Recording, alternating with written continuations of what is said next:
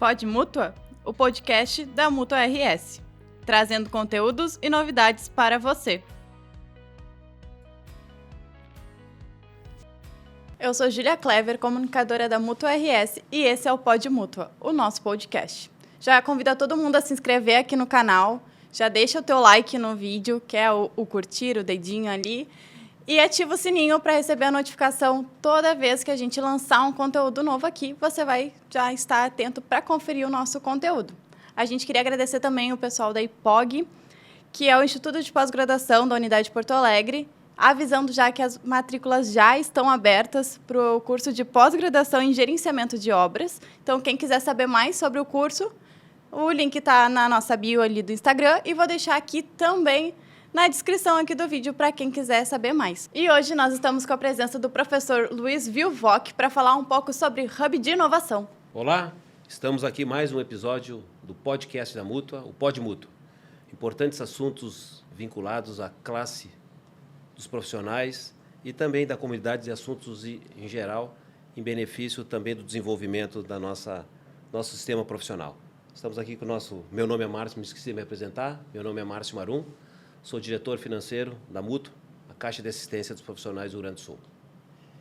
Meu nome é Pablo Palma, eu sou o diretor-geral da Caixa de Assistência dos Profissionais do CREA, Mútua RS, que está nas redes sociais, né, no YouTube, no Instagram, no Spotify, né? Uma série de redes aí, né, Márcio, para difundir nosso trabalho, né, e os benefícios que a Mútua entrega para os profissionais. Então, hoje nós temos aí o prazer de ter aqui conosco o engenheiro agrônomo Luiz Humberto de Melo Vilvoc, né? Para nós uma referência na área de inovação, né? Nós engenheiros aí que atuamos em tantas áreas, né? E na inovação é uma que nós não deixaríamos, né, de estar presente, né? E hoje o Vilvoc para nós, né, é uma referência aí da engenharia dentro da inovação. Seja bem-vindo. Obrigado, Pablo. Obrigado, Márcio. Um prazer estar aqui com vocês e a gente poder levar alguma coisa aí que inspire os nossos colegas engenheiros aí a cada vez mais acreditar nessa área que o céu é o limite, como eu digo. Verdade. E de fato, né, o céu é o limite porque tem coisas que a inovação, né, tem aí o Elon Musk aí, né, os caras inovando longe, né, cara? E vai ter lutinha também, né? Não, lutinha não é inovação, é só um negócio... É inovação na mídia, né? Inovação na mídia. Os caras querem fazer a mídia em cima do... Mas a vibe do momento é o tal do chat GPT, né? É o chat GPT. Esse também. Esse vai incomodar muito. Esse vai. Hoje a nova do momento é o Threads, né? Da discussão ali do Twitter, não vai. Os caras estavam dizendo aí que se tu entra, tu não pode sair mais, que senão tua conta vai ser... E agora começa, né, cara? Agora vai começar a briga de gigantes e nós vamos estar no meio. Sim. E como é que o engenheiro aí pode entrar nessa briga aí? Como é que a gente pode tentar fazer com que a engenharia seja... a gente consiga trazer inovação para dentro da engenharia e a engenharia para dentro da inovação? Bah, Pablo, eu acho que esse é um tema super, super importante. Primeiro, agradecer a vocês aí pelo convite. Vivian, que me indicou, claro. Ali do SEND. Parceiro. Sou conselheiro técnico lá do nosso SEND, do sindicato, né? Sou professor da Escola de Negócios, né? Então, engenheiro na Escola de Negócios, porque eu fiz doutorado em administração, mestrado em economia e venho lá na engenharia, né? E há 15 anos estou dentro do Tecnopuc, o parque tecnológico aí mais premiado, aí, um dos mais premiados do país, da América Latina, né? Dos seus 20 anos de história, tenho 15 lá dentro. Que legal. Então, fico muito faceiro de ver o crescimento dessa área super abrangente. Claro que agora, mais retomando aí uma pegada maior na área do agronegócio, né? Onde eu trabalhei muito fortemente no início da minha carreira, lá na que é a tua formação, 80, 90, mas agregando esse layer, né? Chamado inovação, né? Eu acho que isso aí é muito legal. E a gente, eu acho, né, da pegada aí que vocês introduziram a conversa, tem duas áreas assim que são imprescindíveis, né, para o futuro da carreira de um engenheiro, no meu ponto de vista, que é a capacidade de comunicar. Certo. Né? Então, a comunicação, isso aqui que a gente está fazendo é território do engenheiro também. Né? Eu sempre digo, eu estou disputando terreno com os jornalistas. Mas não era, até pouco tempo atrás, a gente tinha dificuldade de entrar, né? Total, até porque o cara era nerd ou era encanhado, faz engenharia, né? Também, verdade. Então era o cara lá, oclão, fundo de garrafa, né? Ele é engenheiro.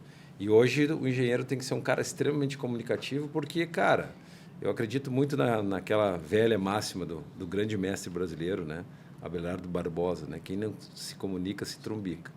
Então, boa parte da diminuição de jovens, né? E eu trabalho na universidade, ao escolher uma carreira da engenharia, é justamente porque a gente não sabe se vender.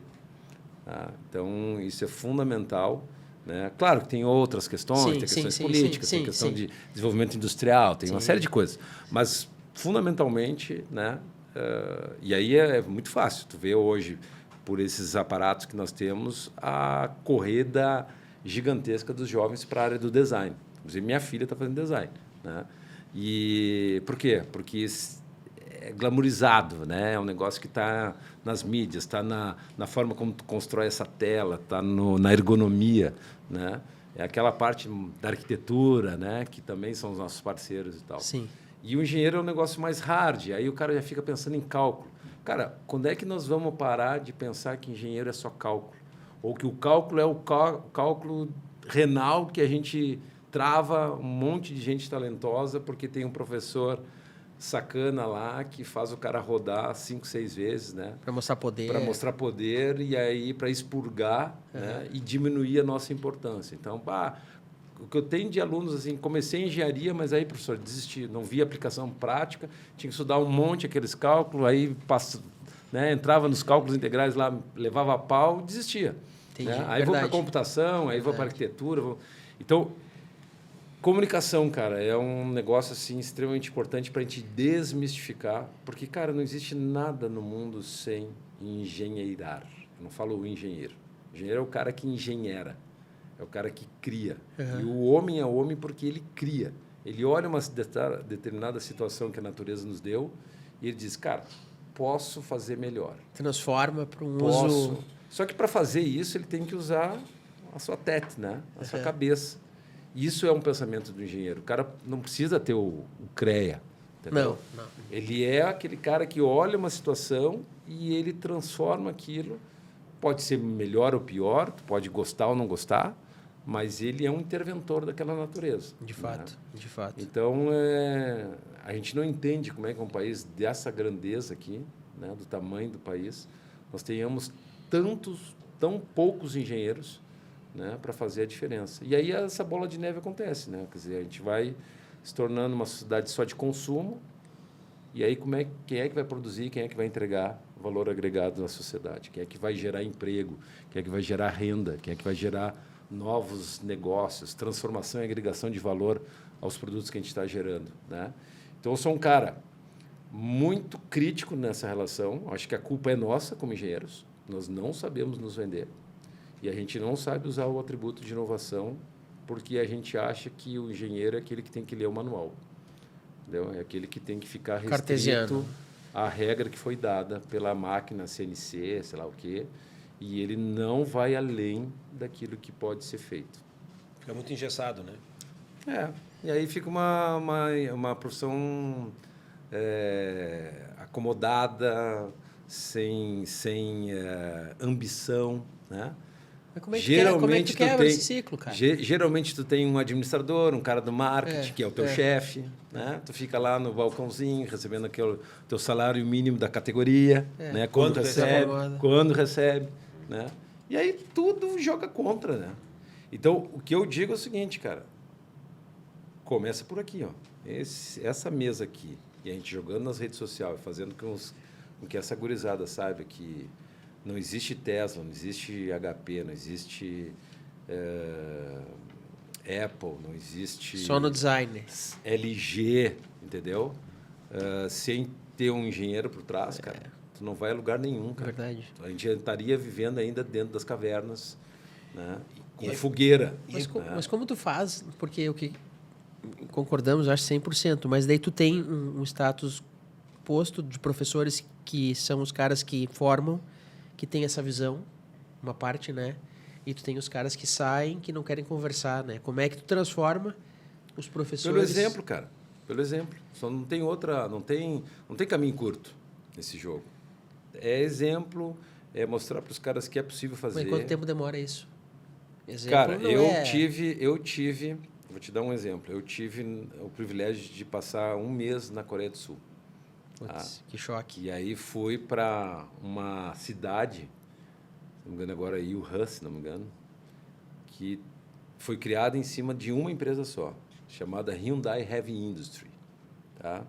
Era uma terra de ninguém que plantava arroz a lanço manual e hoje gera um super petroleiro por mês. Por mês. Maiores clientes desse estaleiro, Brasil. Metade comprado pela Vale do Rio Doce, metade pela Petrobras. Tá? Como é que a gente compra esse negócio? Com ferro, usa e com farelo de soja. Entendeu? Como é que eles fizeram isso?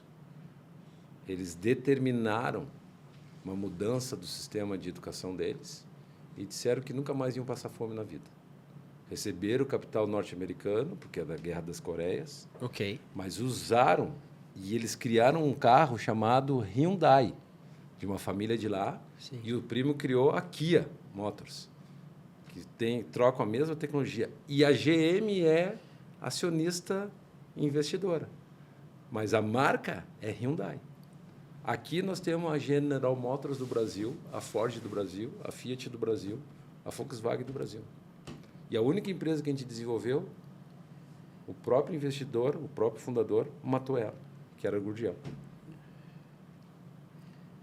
Mindset, visão de mundo, construção de coletividade. Né? Nós temos que mostrar que existe muito talento e a gente tem engenheiros espetaculares no país e fora daqui, brasileiros, mas a gente não tem um ímpeto empreendedor, a gente não confia na gente, a gente acha sempre que o outro é melhor que a gente tem uma síndrome de vira-lata esquizofrênica. E é difícil de reverter isso. E que a gente precisa dizer que isso é falso. A gente não está no mundo das fake news, isso é uma fake news. Então, a gente precisa desmistificar isso. E como é que a gente faz? Pegando exemplos.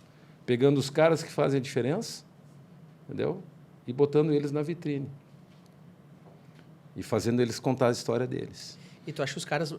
Tu trabalha com educação, tu acha os caras mais novos, assim, da geração mais nova que eu, mais nova que nós, obviamente, eles têm mais capacidade de fazer essa volta ou não? Para mim, não se trata de capacidade, se trata de a gente montar uma estratégia coletiva. Ou já tem um mindset mais preparado para isso? A gente acredita que sim. As barreiras à entrada, digamos assim, né? Aí pegando parte da administração, né? Estratégia. As barreiras à entrada estão cada vez menores. Quer dizer, hoje, se eu quiser gerar um conteúdo bacana, eu não preciso bater na porta da Rede Globo, ou da Bandeirantes, ou da Record. Está aqui, ó. Esse estúdio aqui tá no mundo. Verdade. E tu pode fazer um translate e jogar isso na China. Entendeu? De uma hora para outra. Eu posso usar essa maquininha aqui e está gerando conteúdo na minha casa. Entendeu? E o que vai vender? Vai vender o conteúdo que tem a relevância. É isso aí. Para o bem e para o mal. É. Entendeu? Para o bem e para o mal. Esse é um outro desafio. Exatamente. Então, o que a gente tem que fazer? A gente tem que construir uma estratégia coletiva enquanto sociedade. E aí o papel de um sindicato dos engenheiros, o papel de um conselho de engenharia, o papel de uma universidade, o papel de uma federação de indústria, né? Tem que estar harmonizado dizendo que país nós queremos para o futuro. Ser um exportador de commodities infinitamente, até que termine os nossos recursos naturais e a gente vire um Haiti da vida. Entendeu? Porque a gente pode, né? A gente está vendo aí no exemplo, no entorno, países riquíssimos que estão jogando centenas e milhares de pessoas para fora porque ou concentram, ou não dão oportunidade, ou não dão educação para esse povo. Esse cara vai para a mendicância, vai para a área do desespero. Entendeu? Vai morrer de fome nas periferias. Quando tu tem um monte de gente que podia estar resgatando. Nós temos um projeto lá no Tecnopuc chamado Dev the Devs. Nós estamos pegando meninas, porque esse negócio, o território de engenheiro não é território de gênero masculino. Tem grandes engenheiras chegando aí. Sim. E isso pode ser um ponto de clivagem bem interessante para a nossa profissão. Botar um monte de engenheira. Né? Antigamente, a gente dizia assim, a engenheira vem lá, claro, coitada, está querendo arranjar marido. Né? Uma visão extremamente estereotipada, preconceituosa, né? Horrorosa. E hoje tu tem engenheiras comandando grandes organizações, né? Com um apelo técnico maravilhoso. Nós temos uma professora lá que montou a startup no Vale do Silício, está dando aula em Harvard e dá aula na PUC, entendeu? E é engenheira de produção, trabalhando com análise de risco na área de saúde, né? A Ana, uma figura fantástica, né? Então, a gente tem que pegar essas pessoas que fazem a diferença e botar na vitrine. Assim como a gente bota a Anitta, o Neymar, né? Outros caras são maravilhosos nos seus segmentos. Sim. Mas por que engenheiro não pode ser top trend? Entendeu? Por quê? Qual a diferença? Né? Porque a gente sabe usar cálculo, a gente calcula a equação de Bernoulli, a gente faz uma taipa. Não, isso não é glamouroso. Cara, mas é isso que faz a diferença na sociedade. É verdade. É que, na realidade, a gente tem que estar na vitrine, né? A gente tem que saber, como tu falou, a gente tem que nos vender como a importância e da nossa não profissão. falar só para nós mesmos. Claro, não sair fora da bolha. Esse programa não é para engenheiro. Esse programa é para dona de casa, é para advogado, é para o médico. Não, e muitas vezes até o próprio estudante que está pensando em fazer alguma coisa. Não, mas a engenharia eu tenho outras oportunidades. Eu sou empreendedor, eu tenho o viés de montar, eu quero montar um negócio para mim, eu tenho ideias importantes. Por que a gente não pode valorizar isso? E tu acha que com todas essas, por exemplo, o Tecnopuc, que a gente tem acompanhado, da excelência que é, falta alguma coisa da parte governamental para alavancar alguma coisa nesse sentido? Cara, tem aquela máxima, né? O governo tem que não atrapalhar. Não atrapalhar. Essa é a primeira máxima. Segundo claro que o governo pode e deve, em qualquer lugar do mundo, da Coreia aos Estados Unidos, passando pela Alemanha, pela Dinamarca ou para o Israel, o governo é um elemento extremamente importante. Esse negócio de dizer Estado mínimo, isso aqui é bobagem. Tem desenvolvimento sem Estado. É bobagem. O Estado ele é um indutor de desenvolvimento. E o Estado tem que ser a expressão do consenso de sociedade. Ele não pode ser da ala X ou ala Y. Né? E, sobretudo, naquela visão tacanha, de que se ganha a ala X, eu acabo com a ala Y e vice-versa. Sim. Né? É verdade. Revanchismo. Isso tu faz no jogo de futebol. Ali é o lugar de tu xingar o outro lado, entendeu? Da outra cor. Agora, com Estado, com E maiúsculo... Não tem sentido. Cara, é tiro no pé. Não tem sentido. Tu ir contra o cara vigente do momento, seja ele qualquer, tu tá jogando contra si. Então é uma burrice absurda. Então começa por aí. O Estado ele tem que ser um indutor desse processo. Ele tem que conversar e dialogar com a sociedade, dizer o que nós somos...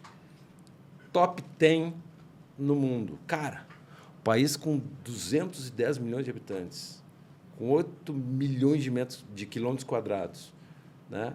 Um dos maiores países em tamanho, em recursos naturais, em população, em diversidade cultural, um país que convive com diversas etnias, entendeu? Claro que temos, sim, ainda problemas sérios, né? de segregação que nós temos que resolver. E temos que atacar isso, não dá para botar debaixo do tapete. Tá? Mas um país com essa natureza, cara, em termos de geração de energia renovável... Matriz energética. Né? Eu cheguei ontem de Campina Grande. Cara. Fui visitar uma universidade que hoje ela é exportadora de energia para o sistema, para o grid. Entendeu? Por quê? Porque todos os telhados, inclusive do estacionamento, têm placa solar. Entendeu? Uma universidade. Imagina hoje uma fazenda que pode estar ganhando dinheiro vendendo soja e vendendo energia para o sistema. Energia limpa, crédito de carbono. Entendeu? Tudo aquilo que o mundo reclama da gente, a gente tinha que virar esse jogo. Prender os vagabundos que estão fazendo estrago lá na Amazônia, que deve ser meia dúzia, relativamente pelo tamanho da nossa população, entendeu? E começar a trabalhar com essas potencialidades que nós temos no país, de integração matriz energética, de geração de biocombustível. Eu tive em Lucas do Rio Verde, cara, a usina que eu vi de produção de etanol à base de milho, cara. A usina é quase o tamanho da Alberto Pasqualini aqui, cara. Lá no meio do país, entendeu? Com pirâmides de milho que depois são transformadas em ração, que vão alimentar toda a cadeia de proteína animal, para a gente alimentar 1 bilhão de pessoas. A cada 7 pessoas no mundo, uma pessoa é alimentada pelo Brasil, cara.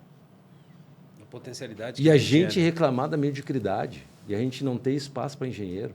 Ah, mas o mercado está ruim. Ah, mas não tem não sei o quê.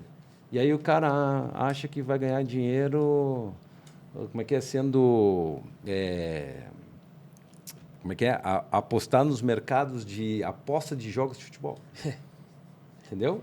A aposta mágica sempre vai ter. Cara, Mas é complexo. eu tenho que mostrar para essa meninada aí que esse cara tem um país inteiro para desenvolver, cara. Logisticamente, tu imagina o que tu tem de infraestrutura para ser gerado. Tá louco. Né? Só no estado aqui, não Só precisamos ir essa longe. nova ferrovia que vai ligar Maranhão até Santa Catarina, infelizmente não está chegando Norte-Sul, aqui. que não é norte-sul, é E norte que não quase chega sul. aqui, que não Quase chega aqui, sul. porque a gente está marcando Tranca lá. ponto. A gente, gaúcho, aqui está marcando ponto. Tá? Eu A acho que gente nós não tá avançamos, discutindo. cara. Nesses últimos anos aí, sem partidarismo, eu acho que Não. esses últimos governos aqui, eles têm tentado fazer essa discussão de forma um pouco melhor. E essa discussão ela precisa permear a sociedade inteira. E eu acho que ela tem começado. Ela não pode estar na Ela tem bolha. começado. Entendeu? Mas acho que eu tenho visto ela melhorar. Não, Tem e a outros gente, jeitos. e a gente Eu tem que acho fazer esse papel provocativo. Concordo. Tá bom, mas não tá suficiente. Tem que ainda ser claro, mais. claro. Entendeu? Tu acha que nem o Márcio falou antes da relação governamental, tu acha que o Pacto de Porto Alegre é um tipo Cara, de ação isso que consegue foi, congregar? isso foi uma revolução, né, cara? É tipo assim, vocês devem se lembrar, quem está nos assistindo aí, o famoso E o Vento Levou, né? Uhum. A escala de O'Hara sobe na montanha, depois de ver toda a fazenda pegando fogo, eles nunca mais passarei fome. E mais ou menos foi o que a gente viu ali. Os índices de marginalidade, de criminalidade aumentando, a gurizada achando que o melhor caminho de Porto Alegre era o Salgado Filho, né? E aí a gente disse, para aí, cara, o último apaga a luz, né? Então aí a sociedade se organizou, para aí, temos que reagir, mas a gente não pode reagir de forma estapafúrdia, cada um puxando para um lado, que a gente não vai a lugar nenhum. A gente tem que alinhar estratégias. Convergir. Então aí o que a gente fez, né? Eu fui o coordenador técnico desse negócio. Aí junta todo mundo e vamos parar de picuinha, vamos parar de um olhar para o outro e beijinho no ombro. Nós estamos tudo no mesmo barquinho, não interessa E qual vai é o teu afundar. time. E está afundando, cara. Não é vai afundar, está afundando. Está crescendo como rabo de cavalo. Vamos mudar essa história? Vamos definir prioridades? Vamos começar de algum ponto? Vamos mensurar os resultados? Vamos cobrar dos entes a sua responsabilidade? E isso não pode ser delegado ao poder público, isso tem que ser uma coisa de sociedade. Tem que ser. Né? As Sociedade forças vivas plural, têm que- universidade, academia, os empresários, a sociedade civil organizada, um CREA, um SENGE, né? um AGAS, um CIMERS, Federação. entendeu? Uma Federação, uma Fiergs, uma FEComércio, entendeu? Todo mundo ganha e perde junto. Não tem assim, para ganhar eu tenho que fazer. Não é a relação soma zero. Né? A soma para acontecer desenvolvimento é win-win, é ganha-ganha. Um pode ganhar de uma hora um pouco mais que o outro, mas, cara, o outro também está ganhando. Então, esse jogo começou, mas a gente tem muita coisa para fazer ainda, porque o movimento inercial, a gente que é engenheiro sabe, né? A gente vai para a entropia. Se tu não imputa energia ali dentro, no sistema, né? Se tu não é um catalisador e aquela coisa, né? É questão de física aí, esse negócio cai para o desuso, cai para... foi bom enquanto durou. Então, a gente vai precisar sempre imputar muita energia nesse negócio até que esse negócio pegue no tranco de fato. Né? Para quem não está nos assistindo aí, vai tentar fazer um churrasco botando uma colherinha de álcool em cima do carvão e vai para casa. Né? Tu tem que botar e ainda ficar soprando até que o braseiro pega... Aí pronto, aí relaxa porque a equação ali funcionou. A gente está longe de chegar nesse nível. Então, o que a gente precisa fazer? Falar todo o tempo. É tipo igreja. Todo domingo tem sermão. Toda oportunidade tem que falar. Tem que enquadrar as pessoas, entender a responsabilidade. E outra coisa, né? A sociedade tem que se dar conta que ela não é uma sociedade só do direito. Essa aí Não existe direito sem dever. Outra chave a se virar. Não existe direito sem dever. É o que eu falo para meus alunos. Né? Professor, não sei o que, eu preciso passar. Sim, tu precisa passar. Tua mãe está esperando, tu quer pegar o teu diploma, mas e o teu dever? Chega de mimimi. Vamos parar com mimimi, cara. Se tu não fizer a tua parte, o coreano está fazendo. O sueco está fazendo. O israelense está fazendo. E vai te dominar. Entendeu? Então, o jogo é outro, cara. Ou tu é profissional, e eu falo isso para os guris que estão entrando com 18 anos na faculdade. E eles... Fico assustado. Entendeu? Mas reagem. Tem que dar um choque nos caras. Mas reagem, porque aí começa a mostrar a diferença. E começa a acreditar no seu talento. E a gente dá meios para os caras irem. Isso Não é assim, faça a coisa Se e eu vou vira ficar aí. rezando. Não, tu tem que dar o recurso para eles. Olha aqui, é assim que se faz. Aprendam e façam a diferença, porque daqui a pouco eu caio fora da equação. E vocês têm que continuar. Verdade. E vocês vão ganhar esse enorme país para tocar na frente. E o vão ter conceito que de soberania se dá pela razão de autoridade e de consistência do povo local. Sim. Senão vem outro e toma conta. E como é que funciona aí? Vamos puxar aqui para o celeiro AgroHub. Como é que a gente encaixa a engenharia aí? Como é que Cara, funciona é consórcio de projetos integrados. Então, tu tem várias frentes de oportunidade e tu tem que indicar, que essa é uma questão que a gente trabalha muito com os métodos ágeis hoje. Aprendi isso lá nos Estados Unidos, né? Tudo é baseado nas demandas e nas dores do mercado. A partir dessa definição, eu vejo as tuas habilidades e vou encaixando aonde tu vai servir melhor. Time de futebol, não pode ter só goleiro ou só atacante, não funciona. Então, a gente vai vendo as habilidades complementares, vai montando squads, times. Né? Então, quando tu está trabalhando num ecossistema de inovação, tu tem que estar gerando demandas, dizendo, cara, tu é bom em algoritmo, tem essa demanda aqui que tu tem que resolver. Tu tem que dar a tarefa para o cara para ele usar a expertise técnica que ele tem na aplicação daquela parte que está faltando. E fazer isso, de novo, vasos comunicantes. Porque aí o que acontece? Tu diminui a concorrência e tu vê que a soma das partes é muito... o todo é muito maior que a soma das partes. Porque o pessoal começa a crescer junto. Então, um celeiro ou um hub é justamente isso. Não é um distrito industrial que simplesmente eu faço uma plainada ali no terreno e boto a empresa ali, aqui a colar, cada um se vira por si. Não. Um hub é um time trabalhando coordenadamente. É uma empresa, é tipo o sistemista da GM aqui. Um faz vidro, outro faz pneu, outro faz homocinética, outro faz painel, entendeu? Se não caminhar junto, não fecha. Não Conta não funciona, fecha. cara. O jogo não prospera, entendeu? E aí, a partir dessas engrenagens, ela não é endógena, ela não se restringe somente internamente. Hoje, o conceito que a gente usa mais importante de inovação, a gente chama de Open Innovation, inovação aberta. A própria Apple, que era uma das empresas mais fechadas do mundo, só está prosperando do jeito que está porque ela abriu um pouco os seus segredos para que a sociedade... E ela fez isso não é por uma questão interna, ela viu que estava perdendo terreno para a Google e o sistema Não é porque Android. ela ficou boazinha. Não, ela viu Ela que, sentiu a opa, necessidade. senti que eu sozinho não faço verão. É o interesse. Entendeu? E aí o que acontece? Dentro de um hub, tu tem vários caras que começam a atuar de forma sinérgica. E aí não interessa se o cara tem 2 guri que estão começando lá com uma boa ideia, se o cara é uma puta de uma multinacional. Velho, sim, não, e uma interessa. multinacional, porque eles vão demandar coisas legais e esse cara vai propor. E se eu gerar um projeto que a Bruni, estou pegando aqui que nossos amigos de Panambi aqui junto, a Bruni comprar, eu boto isso no meu portfólio, cara. Pronto.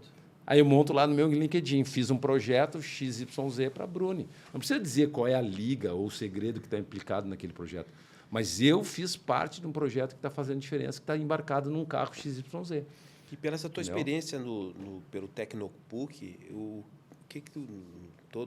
teu período que tu já comentou para a gente, que de 20 anos, 15 anos tu estava à frente lá, o que saiu mais de interessante que tu verificou que é interessante investir na gurizada para... Cara, Vou dar 2 exemplos que a gente usa agora mais recentemente, dos vários. Só para ter uma ideia, o Tecnopuc hoje tem 230 pessoas, 230 empresas, sendo que a Apple é uma.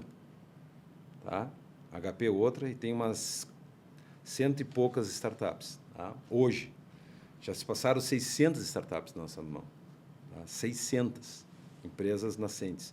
Muitas delas vão no ciclo, né, se fundir, se transformar, virar outra coisa. Né?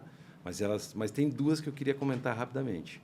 Primeira, um engenheiro de computação formado ali, foi estagiar no Banrisul, criou, junto da equipe, um negócio chamado Banricompras. Dali ele gerou um negócio, saiu do Banrisul, gerou um negócio com um sócio em Sapiranga chamado GetNet, e dali ele vendeu a GetNet para o Grupo Santander por $1,2 bilhão. Saiu de lá. Primeira unicórnio do Brasil sai do Tecnopuc. Esse cara pega esse dinheiro, em vez de comprar uma ilha nas Maldivas, se tornou um serial entrepreneur e criou uma empresa chamada Forall. E hoje é o dono da Sound Summit. Exemplo 1. Estamos falando de referência? Sim. E esse cara tá ali com a mesma camisa que tu, com a jaquetinha como é que é? De pena de ganso, almoçando com a gurizada no RU. Hoje. Pode encontrar ele hoje lá, conversando com a gurizada. Ele não anda de Mercedes e de carro blindado e com seguranças na volta. Ponto 1. Segundo, um guri do jornalismo que adorava videogame, se juntou com uma gurizada que sabia programar uns joguinhos lá, do ping-pong aquele, né? Na nossa época, que era do Atari. do Atari. Não, do Atari não. Do telejogo. Criou uma empresa chamada Aquiles. Essa empresa foi comprada agora por 1 ponto alguma coisa bi para Epic. E virou a Epic do Brasil, que tem um dos softwares joguinho chamado Fortnite. Nasceu no Tecnopuc. Então, hoje, vocês têm a Apple, tem a HP, tem a... Legal, mas hoje, cara, a gente tem a Aquiles e a gente tem a Forall. Top. E a Forall, inclusive, ocupou o espaço que era da Dell. Tu vê, né? Entendeu? Então, o que a gente está fazendo hoje? O nosso jogo, que era top-down, trazendo essas empresas, modelo shopping center, tem que ter uma Zara, uma Renner, não sei o que, para chamar o resto. A gente está fazendo agora o modelo bottom-up. A gente está investindo na gurizada que, de repente, vira uma Epic, de repente, vira uma Aquiles, de repente, vira uma Forall, uma GetNet. E a gente tem talento para fazer esse negócio aqui. Parabéns. Cara, foi pouco tempo. Ficamos encantados. Muito obrigado, cara. Cara, eu que agradeço o espaço. Vamos convidar ele de novo, né, Pablo? Estou à disposição, velho. Mínimo. Nem falei de negócio que é minha mas então, isso tem que trazer menina de novo, dos olhos hoje, cara. Vamos convidar ele de novo, né, Pablo?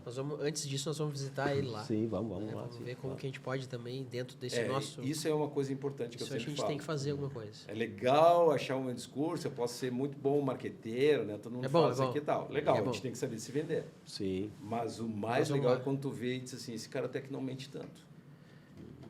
Entendeu? É quando tu vê que a coisa realmente é possível ser feita, cara. E a mútua tem tanto benefício, né? Por que não se cria um tipo de uma linha de crédito para incentivar essas novas startups? O objetivo cara, isso é fundamental, cara. O Banrisul criou um negócio chamado Banritech. É isso aí. Que fez uma tese diferente do Bradesco e do Santander. Né? O Bradesco e o Itaú. O Itaú criou um negócio chamado Cubo. O Bradesco criou um negócio chamado InovaBra. Soluções para dentro da empresa. Open Innovation. O Banritech, e isso é uma coisa que tem que ser dita, o Banritech começou com essa ideia no início, mas pivotou logo para investir em empresas de inovação para botar no portfólio de investidores. Mudou. Entendi. Claro que o risco é alto, mas, cara, é que nem jogo de futebol. Tu joga em 100, se uma vira forall, paga 200. Paga sempre. Paga as 200 que fracassaram. O jogo funciona dessa forma. Vocês que estão trabalhando na área financeira, diversifica os ativos e um bicho desses remunera toda a taxa de fracasso. Porque se eu não tiver base grande, eu não gero esse cara. É verdade. Aí eu escolho o menos pior. Isso nós podemos fazer. Não precisamos de dinheiro do BRDE, do BNDES. Nós podemos pegar nosso dinheiro e começar. Eu sou investidor. Eu pego um PF minha e invisto em algumas empresas que eu conheço os guri. Talvez o negócio dele não funcione, mas aquele guri vai dar bom. Que bom. Obrigado. Top. Vamos lá. Show de compromisso nosso. Vamos lá e vamos ver como a gente consegue encaixar. Umas ordens. Obrigado aí, Pablo. Obrigado, merece. Valeu, gente. Faz o fechamento aí. Parabéns aí. Ó. Ficamos maravilhados com a conversa e esse teu dinamismo, com certeza, tu passa para os teus alunos. Por isso que dá certo. Por isso que as empresas têm esse legado que leva o nome do Rio Grande do Sul, leva a engenharia, leva a PUC como excelência, como universidade. Eu me formei na PUC, lá na época lá dos primórdios lá da engenharia, lá do prédio 30, no prédio 15, que foi importante para a minha caminhada. Num país, última frase, num país tão desigual como a gente tem, nós como engenheiros que conseguimos chegar aí, nós não temos o direito de ser medíocre. isso aí. Não temos direito de ser medíocre. A nossa responsabilidade é gigante. E obrigado pelo esse espaço. Merece. Mais uma vez, muito obrigado. Convido a todos, continuem seguindo a Mútua nas nossas redes sociais, no nosso canal do Spotify, também no nosso canal da Mútua RS, que traz todos os podcasts que estão lá, né? Ativem o sininho para receber as nossas notificações, compartilhem, associem-se à Mútua nessa casa do acolhimento dos profissionais e vai ser a casa do acolhimento das hubs, das startups, né? Do desenvolvimento da engenharia. Muita gente boa, que muita passa, história boa. que passa por vocês. Mais uma vez, agradeço a todos, nos sigam e vem para a Mútua. Esse foi o Pod Mútua, o podcast da Mútua RS. Foi um prazer tê-los conosco. Nos vemos no próximo episódio. Até lá!